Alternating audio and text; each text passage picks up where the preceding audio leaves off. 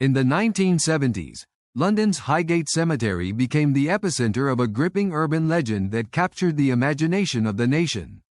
Rumors of a sinister vampire prowling among the tombstones ignited widespread hysteria, blending eerie folklore with sensational media reports and societal fears.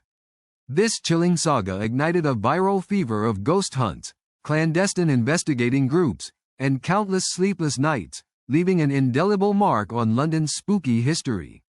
Intrigued? Dive into the fascinating and spooky details of this unforgettable chapter in British folklore. The shadows of the 60s and 70s. The late 1960s and early 1970s were a period of profound societal change in Britain. Post-war austerity gave way to rock and roll, feminism, and political activism. Amid this turbulence, a yearning for roots and identity sparked interest in ancient folklore and local legends, breathing new life into old fears. Urban decay and the rise of London's underground culture created an atmosphere thick with mystery and unease. Highgate Cemetery, with its Gothic architecture and historical gravitas, became a magnet for those drawn to the macabre, including goths, mystics, and thrill-seekers. It was during this volatile time that stories of something sinister lurking in its shadows started to emerge. Media outlets began to pick up on reports of strange sightings. Local newspapers published sensational stories about a tall, shadowy figure seen among the tombstones, glowing eyes piercing the night. These reports combined old superstitions with modern fears, creating a fertile ground for legend. The general public's nervousness about crime, political unrest, and unexplained phenomena contributed to a collective susceptibility to supernatural tales. The idea of a vampire became plausible, an embodiment of darkness and death in a troubled era, fueling a wave of curiosity and dread. Analysts and folklorists later argued that these reports reflected a societal need to confront mortality and the unknown. The cemetery, a sacred space turned site of horror, symbolized deeper fears of death, decay, and the supernatural that society struggled to rationalize amidst rapid change. The sightings and the rising panic. In late 1970, reports of a tall, dark figure with glowing eyes started to surface more frequently. Witnesses described feeling an overwhelming sense of dread, as if the figure emitted its own malevolent energy. The sightings often occurred near midnight, in the eerie silence of the cemetery's shadowy vaults.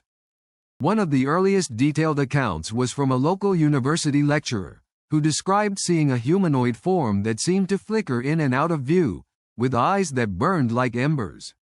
He felt paralyzed, as if an unseen force had frozen him in place, leaving him haunted by the image for weeks. Rumors spread quickly as more people claimed to have encountered the mysterious entity: students, construction workers, and even tuned-in suburban residents.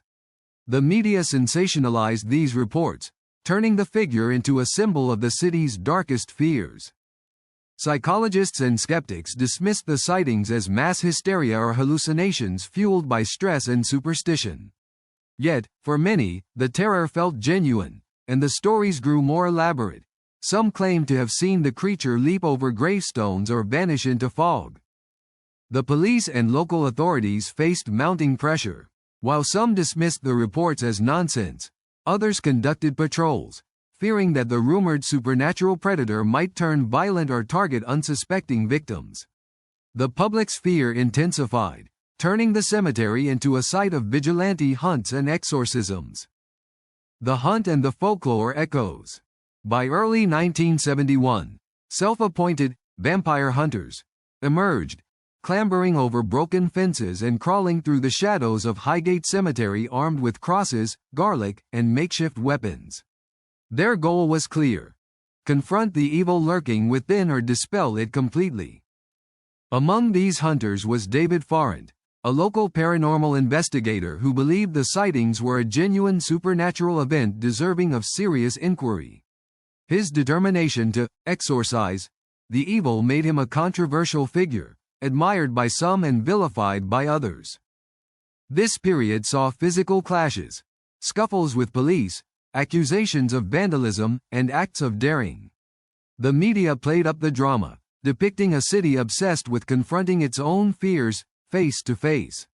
Meanwhile, the supernatural community grew restless, claiming the entity was a spirit or a vampire from folklore, awakened anew. The folklore surrounding vampires in Britain, once a medieval superstition, was revived and adapted, with individuals claiming that the entity was a vampire feeding off fear. Exorcisms performed on the site attracted crowds and fueled further speculation about the creature's true nature. Public protests and media sensationalism climaxed in chaotic demonstrations. Authorities intervened, and some considered legal restrictions on access to Highgate Cemetery. The battle between rational skepticism and superstitious belief became a microcosm of societal tensions during this tumultuous era. The exorcisms and the fall of the legend. In 1973, a series of high-profile exorcisms were performed, involving clergy, paranormal investigators, and skeptical skeptics desperate to cleanse the cemetery of what they believed to be evil spirits. These rituals drew large crowds and media coverage, turning Highgate into a battleground of faith and doubt. Despite such efforts, sightings persisted, and some argued they were failures, a testament to the creature's resilience or perhaps the power of collective imagination. The lines between reality and myth blurred further as authorities issued warnings against unlicensed exorcisms, emphasizing the need for scientific rationality. Some witnesses recounted that the creature seemed to mock attempts at exorcism, appearing and disappearing at will, emitting an unnatural silence.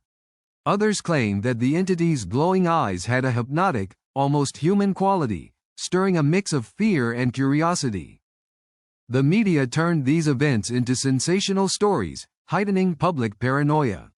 Expert opinions varied. From scientists dismissed the sightings as hallucinations to spiritualists insisting on a supernatural presence. The legend persisted as a complex blend of myth, fear, and folklore. By the late 1970s, police reports and investigations suggest the sightings had diminished but were never fully eradicated.